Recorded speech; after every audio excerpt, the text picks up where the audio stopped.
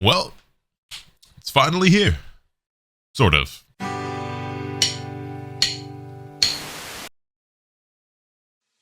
What's good, ladies and gentlemen? Welcome back to the channel. I'm LotusAsakura, the one who never knows best, and today bringing you an obligatory video to talk about Dragon Ball FighterZ Rollback. As you all know, this is something that I was going to say we've been waiting on for a couple of years, but it hasn't been a couple of years, because if you've been around in the community for long enough like I have, since all the way back when the game released in January 26th of 2018, we've been waiting for a rollback and asking for it ever since then. Well, the promised day is finally upon us tomorrow, February 29th, or, you know, maybe today by the time you actually watch this video, because I'm a little late to the party, we're talking about it, but yeah, Rollback is finally here. If we go ahead and jump on over to the Bandai Namco website, you can see that they put out this little article right here. Dragon Ball FighterZ Rollback Netcode Update.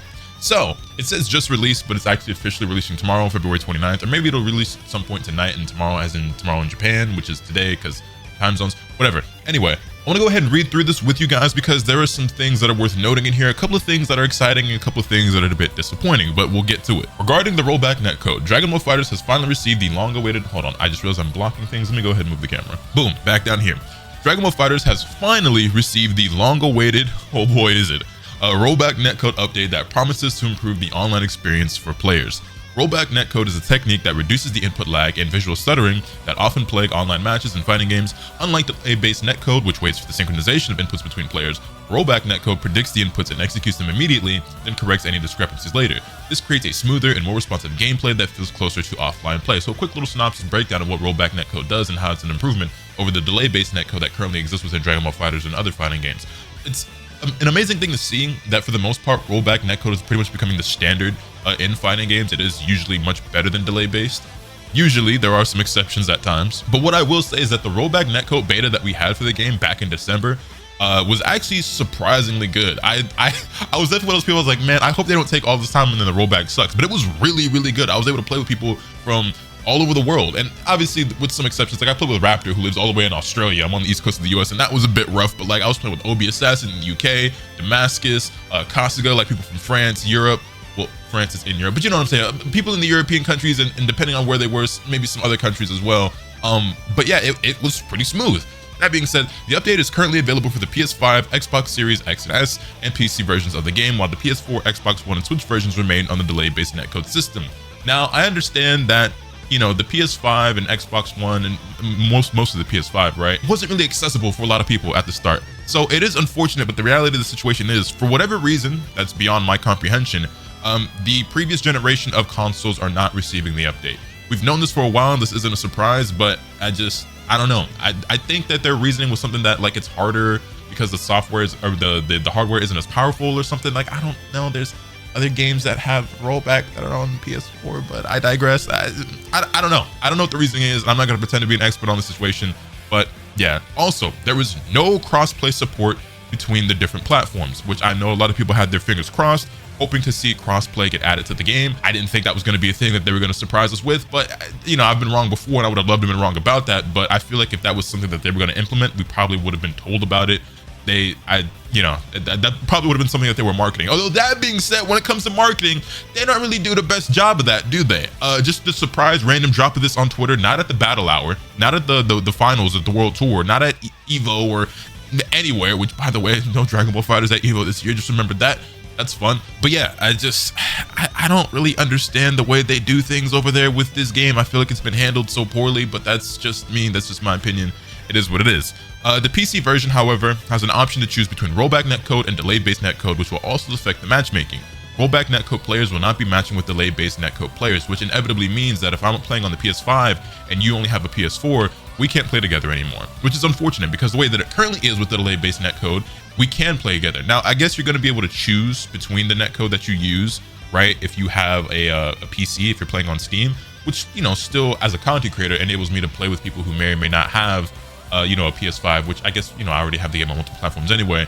But yeah, it looks like if you're on like a newer Xbox and an older Xbox, you can't play together. If you have a friend who's on a PS4 and you're on a PS5, you're not gonna be able to play together, which sucks because obviously Dragon Ball is a huge IP, right? And that has been carrying Dragon Ball FighterZ to this point, so that it still has as many players as it does. While it's not the biggest game in the world, it was a pretty big one at the start, right? 10 million copies sold, that ain't nothing to shake a stick at, you know what I'm saying?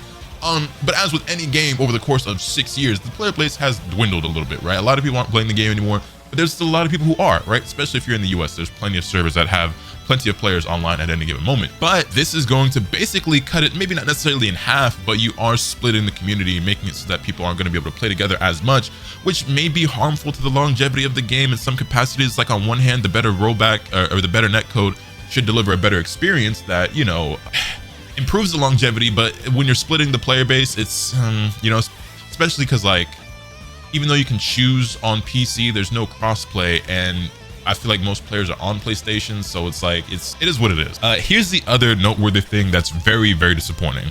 The rollback netcode system is not compatible with some of the game modes in Dragon Ball FighterZ.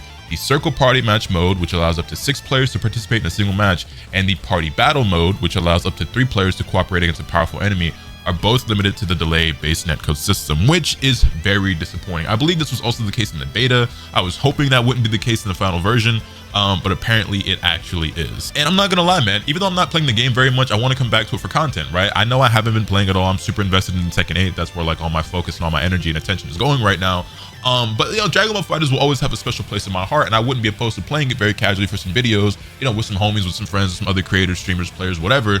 And one of the things that I was actually kind of looking forward to was being able to do the Circle Party Match and the Party Battle with homies, because like those game modes are fun and they have a lot of potential, but because the netcode is so bad, it usually creates like for a very laggy and just overall not that great of an experience. And it doesn't look like that's going to change here with the rollback netcode update, unfortunately. So if you're somebody who's also excited and looking forward to that, I hate to break it to you, I hate to be the bearer of bad news, but it just is what it is. About the upgrade from PlayStation 4 to PlayStation 5, this game can be upgraded from the PlayStation 4 version to the PS5 version. Before upgrading, please note the following: you will not be able to play online with PlayStation 4 users anymore, only the PlayStation 5 version players. It makes me wonder whether or not I want to upgrade the PlayStation version, because like if I could just keep it on the PS4 version, right? And then if I want to play rollback, I play on PC where I can jump back and forth, seemingly from my understanding. I don't really know. We'll see. I feel like I'm probably just going to upgrade it anyway, though, because there's also supposed to be some graphical enhancements and everything like that. And I kind of just want to see it for myself, but who knows? Method 1, upgrading from the PlayStation Store. From your PlayStation Store console, and this, I'm not going to go through all the details here, but it basically just tells you that, you know, you can go into the PSN and then just upgrade the game.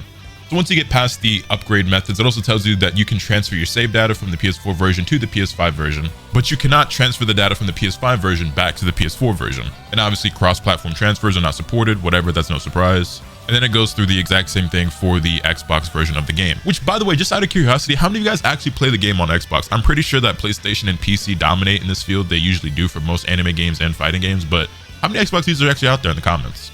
But yeah, that's pretty much it, man. Dragon Ball FighterZ is finally getting rollback netcode. It's unfortunate that the older generation of consoles is not getting it, but it's kind of crazy too, because I know a lot of people still haven't gotten them because for one, they weren't very accessible, they weren't very available, but also they're pretty expensive. But we're like going into year 4 of these consoles being out, so we're probably like halfway through getting to the PS6 and whatever the next Xbox is, and it just is what it is, I guess. So like rollback is cool, but honestly, I'm underwhelmed, and like this should be something that we're very excited about and super stoked, and it's just like, is it too little too late? Am I just being ungrateful?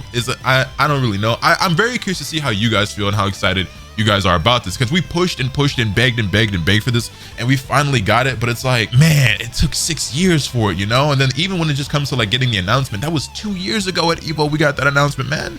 It almost took us 2 whole years for it to finally show up after the announcement, and like the complete radio silence and the lack of communication, and I just feel like part of me feels like I'm being ungrateful with how I'm talking about it and how I'm criticizing things, and it's like, oh, you finally got what you asked for, like you should be happy. But it's also just like, I guess I just want to have my cake and eat it too, because it's like, no, but we didn't get it the way we wanted it, or we didn't get it when we wanted it, and it's like, is that being selfish, or do we deserve better? I don't really know. I've been having like this internal conflict with myself. These are questions I'm asking myself and you guys.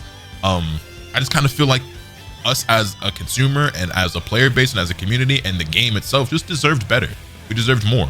There's a reason why this game was dominating every tournament and all the content on YouTube and Twitch and everything when it released. There's a reason why it has sold 10 million copies. There's a reason why it's one of like the best-selling games for Bandai, and for its Arc Systems Works best-selling game ever, like by far. I think their next best-selling game of all time is Guilty Gear Strive, and it's like 2 million copies. We're like 5 times the size. You know what I'm saying? It's just like, there's a reason for all that, and they just don't seem to care. But I don't want to harp on it too much. Like I said, let me know your thoughts in the comment section down below. Hit this video with a like if you enjoyed. Subscribe if you haven't already, so you can stay tuned for all the awesome content that I'm bringing you. And with all that being said, this is pretty much off today. And remember, that's what can happen until you swing the bat. Later.